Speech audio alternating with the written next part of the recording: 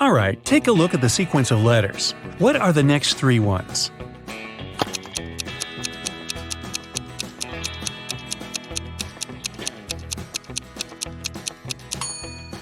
Each of the letters is the first one of the numbers from 1. O stands for 1, T for 2, T for 3, F for 4, F for 5, S for 6, and S for 7. Then there must be E for 8, N for 9, and T for 10. And that's today's alphabet lesson. Take a look at the picture and tell who's a ghost.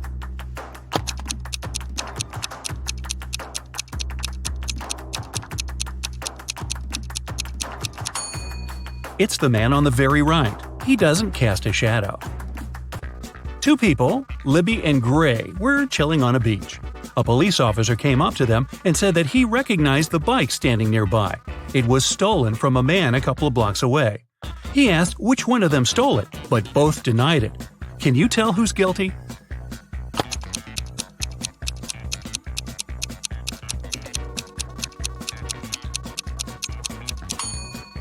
Take a look at the footprints. They lead from the bike to the place where Libby is sitting, so she must be the one who took it. After an accident, Samara was experiencing memory loss. 3 guys came to visit her: her twin brother, her long-lost cousin she hasn't seen for 10 years, and a guy from school who liked her but she never talked to. Take a look at their wallets and decide who is Samara's brother.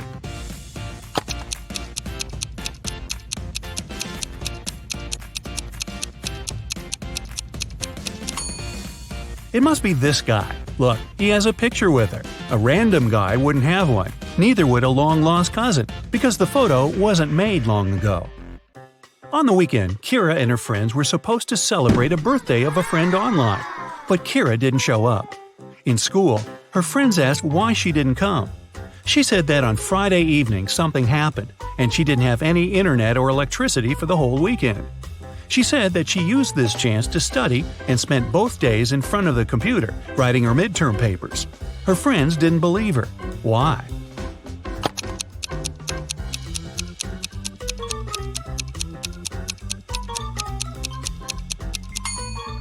If there was no electricity, she wouldn't be able to work on her computer. A PC doesn't work without electricity, duh, and a laptop wouldn't last for 2 days without charging. Lenore accidentally sent a message to her sister instead of her best friend and didn't want her sister to see it. She stole her sister's laptop and tried to delete it. However, the laptop required a password. Luckily, there was a hint: Math 2, Music 2, History 6 5, Drama 2 3. What's the passcode?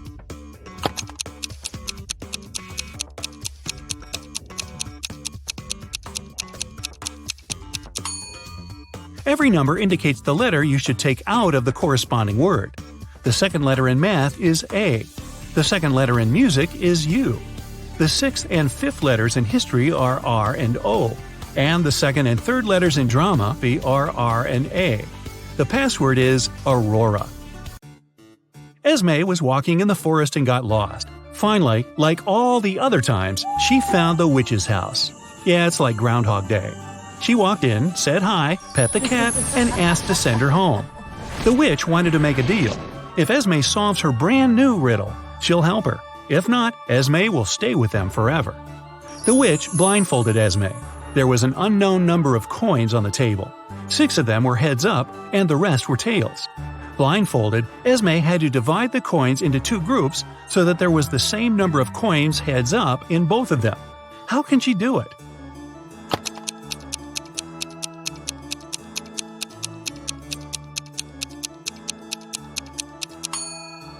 So, since there are 6 coins heads up, Esme grabbed 6 random coins and flipped them. No matter how many coins there are and how many heads up ones she picks, it always works. That's because the number of tails up coins she gets among those 6 random ones is exactly how many heads up are left in the other pile. So when she flips them, they'll equalize. Estelle arrived on an island to spend her holiday there. All the locals there always tell the truth, and all the tourists always lie. 2 girls approached her, and one of them said, "Hey, I'm Sylvie, I am a tourist here, and this is Tessa, she's local." Can you tell if the girls are locals or tourists?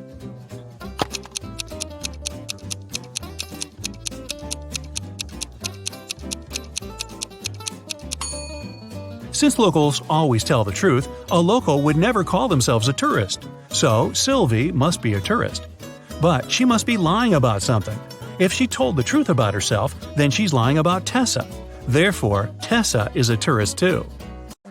Miss Virginia Dell was a rich young lady. She loved jewelry and kept a collection of her favorite pieces behind the glass in her dressing room. One morning, she walked in and found that someone broke the glass and stole her jewelry. The detective had 3 suspects: Ms. Dell's cleaning lady, Willow, who cleaned the house every day; Ms. Dell's best friend, Kelly, who had the key from the house; and her cousin Sophia, who was staying with Ms. Dell for the holidays. Willow said that last night, when she cleaned the room at around 10 p.m., everything was all right. Kelly said that she hasn't been in the house for a couple of days. Sophia said that it's not in her manners to walk around someone else's house and steal jewelry. Who stole the jewelry?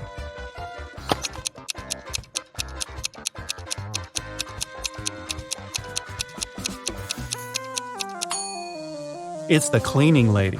It seems like right after she broke the glass and stole the jewelry, she wiped off the pieces of glass while cleaning as well. It was a stormy night, and Alana and her sister stayed up late watching a soap opera.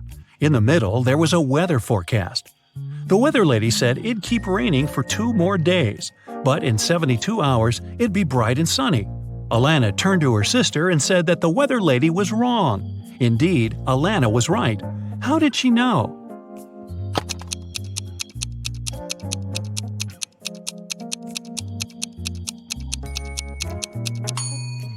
In 72 hours, it would be the very same time as now, so it'd be night too.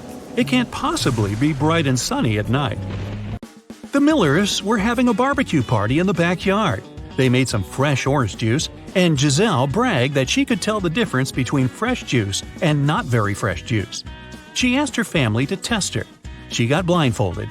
Her brother brought some old juice from the fridge and let her drink it, and then he gave her some fresh juice. Giselle could tell the difference. How?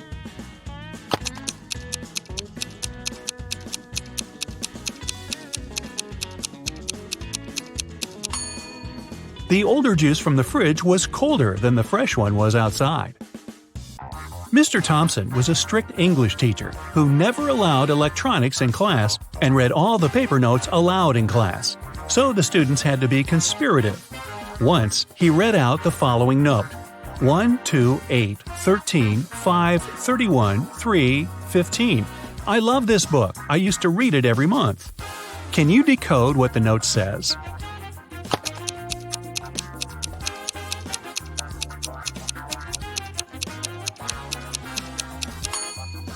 The numbers stand for the place of the letter in the phrase. The first one is I, the second one is L, the 8th one is I, the 13th one is K, the 5th one is E, the 31st one is Y, the 3rd one is O, and the 15th one is U. The note says, I like you. Ah. It was a lazy day, and it just started raining when Mr. Jones called a police officer. He said someone just bumped into his car and drove away. The police officer arrived. The only person not too far away from the place of the accident was a man trying to fix his tire. Mr. Jones says that's the gentleman who bumped into his car. However, the gentleman said that it couldn't be true because he was busy fixing his car the whole time. Can you tell who's lying?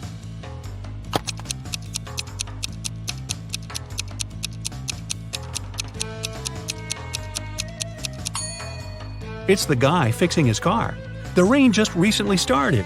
If he was fixing his car the whole time, the ground underneath his car would have been dry, but it's wet, which means he's just arrived there. Brittany was having a costume birthday party. A detective came in the middle of the celebration, saying he's looking for a robber who must be there, pretending to be a guest. Take a look at the people and say who the detective's main suspect was.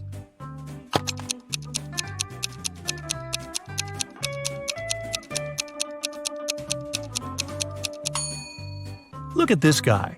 Unlike all the other guests, his costume is totally inconsistent. It's a cowboy hat and Joker's jacket. He probably wore whatever he could find in a rush, trying to hide. Yvonne went on a business trip and asked her boyfriend, Dale, to go and buy her a special chocolate bar from a man who came there once a month at midday. That day, he was busy playing video games and totally forgot about it. Yvonne asked him if he got her the snack, and he said that all the bars were sold out when he came. He even sent her a picture at the park to prove he was there. Yvonne looked at the picture and realized that Dale had lied to her. How?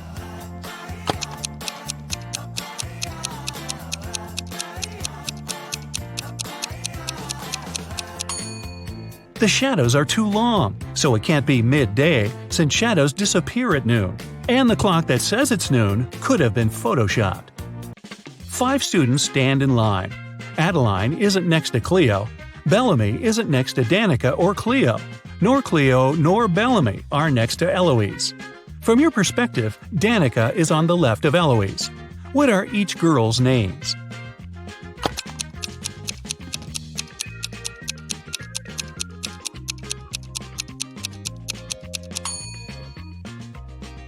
Adeline isn't next to Cleo, so we cross them from both columns, from Adeline's and Cleo's. Bellamy isn't next to Danica and Cleo. Danica and Cleo are both not next to Bellamy then. Cleo or Bellamy are not next to Eloise, and Eloise isn't next to them. Now, both Bellamy and Cleo have one neighbor, so they must be on the sides. But we don't know who's on the left and who's on the right. Let's try both. Bellamy's neighbor is Adeline. Cleo's neighbor is Danica. So, in both cases, Eloise is in the middle. Now, let's remember the last condition that Danica is on the left of Eloise. So, the first order is correct. It's Cleo, Danica, Eloise, Adeline, and Bellamy. Whew!